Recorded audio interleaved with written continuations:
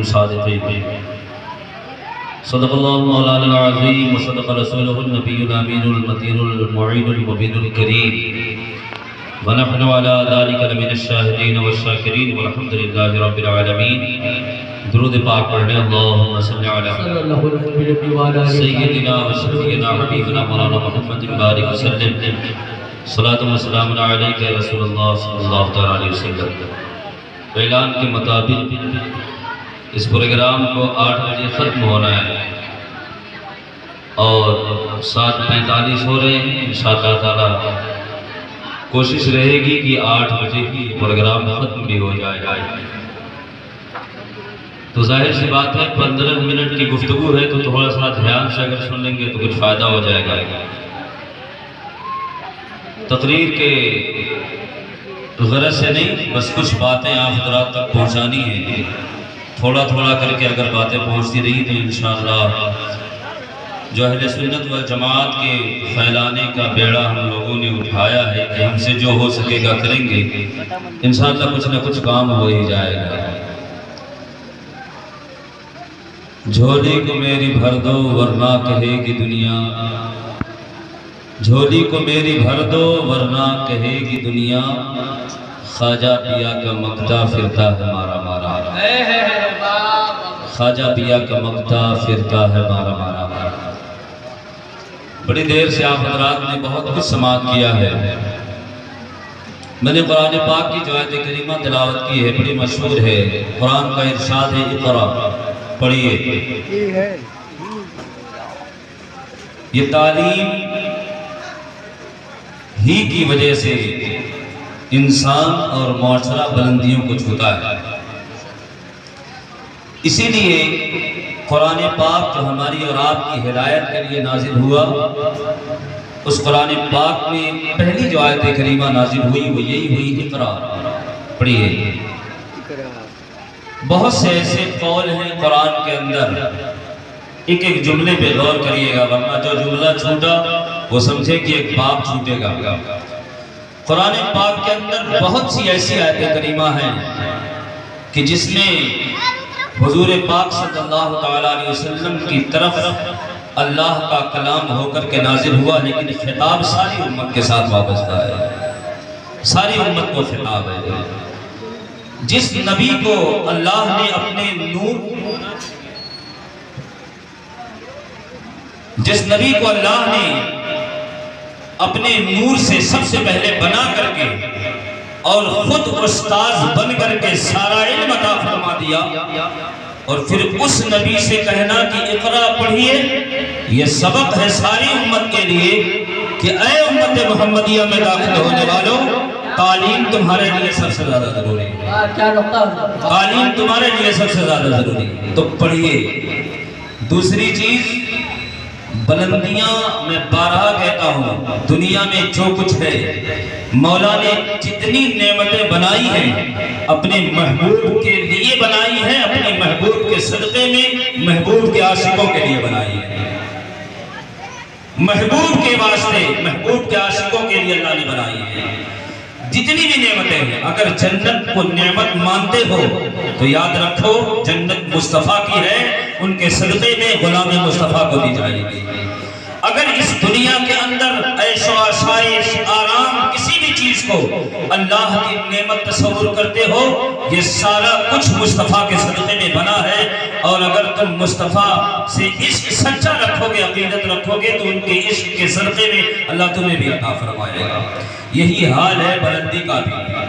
بلندی کا سب سے معیاری جو مقام ہے وہ یہ ہے کہ کوئی بھی معاشرہ ترقی کرتا ہے تعلیم کی بنیاد پر. تعلیم کی بنیاد پر وہ پرسنٹ میں کتنے ہیں یہ نہیں دیکھا جاتا ہے.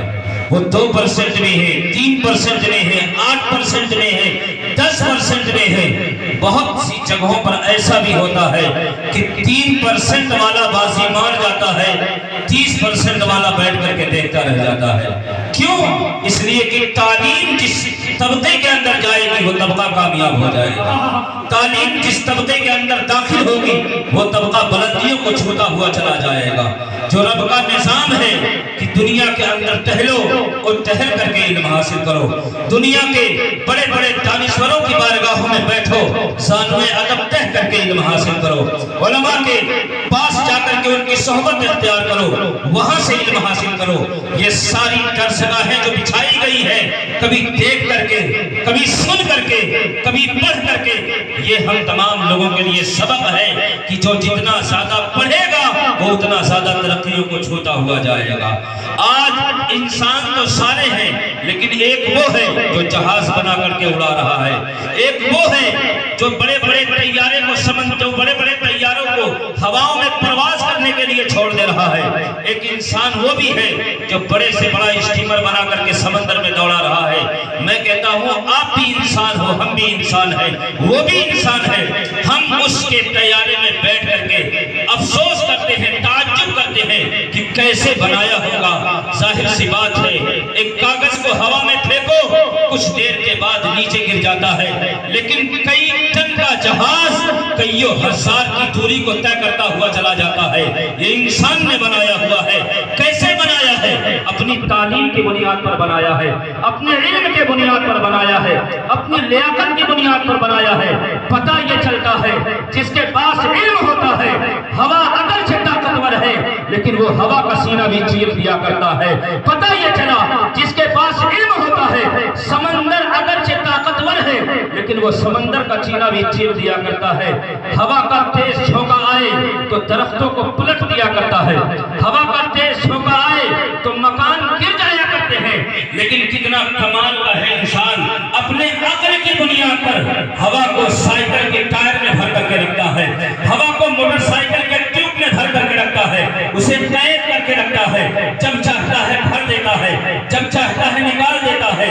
اگر تعلیم نہ ہوتی، علم نہ ہوتا تو کبھی ہوا کو قید کرنے کا سلیقہ نہ پتا ہوتا. تو میں عرض یہ کرنا چاہتا ہوں آپ سے، آج بھی مسلمان، ہمارے لیے تو اللہ نے سارے راستے ہموار کر کے رکھے ہیں. قرآن ہمارے پاس ایسی لالین کتاب ہے. اگر ہم قرآن کی تعلیم حاصل کرنے کے لیے رسول پاک کا عشق لے کر کے بیٹھے تو قرآن کے صدقے میں ہم سے بڑا فلسفی کوئی نہ ہوگا، ہم سے بڑا منطقی بھی کوئی نہ ہوگا، ہم سے بڑا وکیل بھی کوئی نہ ہوگا، ہم سے بڑا جج بھی کوئی نہ ہوگا، ہم سے بڑا افسر بھی کوئی نہ ہوگا. کیوں؟ اس لیے کہ عاشق کی سوچ بڑی ہوتی ہے، عاشق کا انداز بڑا ہوتا ہے، عاشق کا سینہ بڑا ہوتا ہے، عاشق کا کلیجہ بڑا ہوتا ہے. تبھی تو وہ حضور کے عاشق دریا کے سامنے کھڑے ہو کر کے کہتے ہیں دریا، موسیٰ کی قوم کے لیے تو نے سینہ چیرا تھا، ہم تو محمد مصطفیٰ کے غلام آئے ہوئے ہیں. پھر یہ بتا ہمیں دریا پار کرنا ہے. دریا کہتا ہے ہم تمہارے لیے سینہ نہیں چیریں گے، سطح آپ پر اپنا قدم رکھو. یہ سمندر کا پانی جو اتنا گہرا ہے یہ تمہارے پاؤں کے کاٹ کی ہڈی کو بھی نہیں ڈبو پائے گا.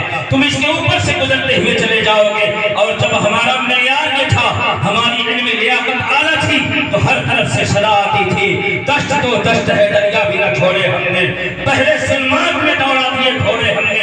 ہر طرف سے ہماری صدائیں تھی.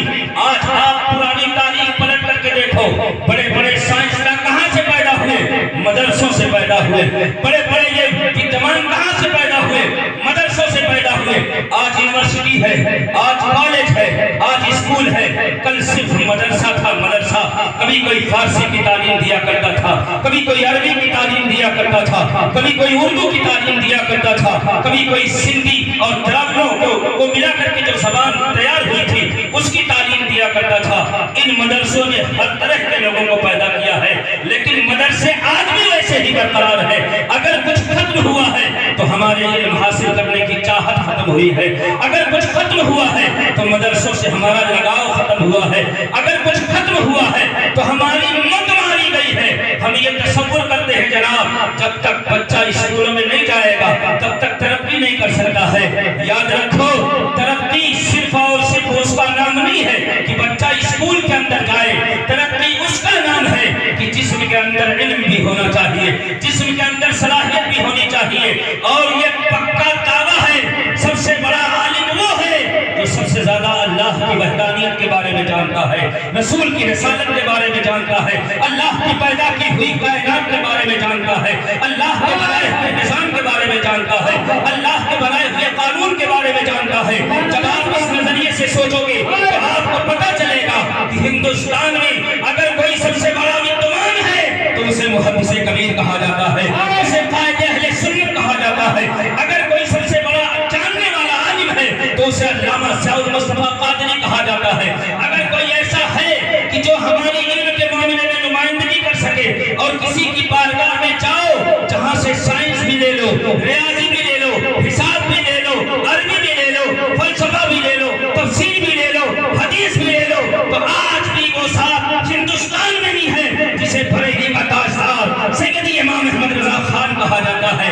یہی وہ ذات ہے جس نے سائنسدانوں کو بھی منہ توڑ جواب دیا ہے، عربی دانوں کو بھی منہ توڑ جواب دیا ہے، فلسفیوں کو بھی منہ توڑ جواب دیا ہے۔ جب لوگ ہر طرح سے اعتراض پہ اعتراض، سوال پہ سوال کر رہے تھے، کوئی حساب پوچھ رہا تھا، کوئی کلام پوچھ رہا تھا، کوئی فلسفہ پوچھ رہا تھا، وہ ایک مولانا ہے، وہ ایک مولوی ہے جو انہوں نے صرف دین کی تعلیم حاصل کی ہے، لیکن دین نے اتنا نوازا ہے کہ فلسفی کو بھی جواب دیتے ہیں۔ ان کی بات کو کیا بات ہے، آج بھی یوٹیوب اٹھا کر کے دیکھو، اگر کوئی اردو میں سوال کرے تو اردو میں، انگریزی میں سوال کرے تو انگریزی میں، ہر اس خطے کا جواب حضور تاج الشریعہ علم حاصل کریے۔ علم جتنا زیادہ ہوگا اتنا ہی انسان ترقی کی طرف بڑھتا ہوگا، علم جتنا زیادہ ہوگا۔ دوسری چیز ایک اعتراض ہے، وہ اعتراض یہ ہے سرکار دو عالم صلی اللہ علیہ وسلم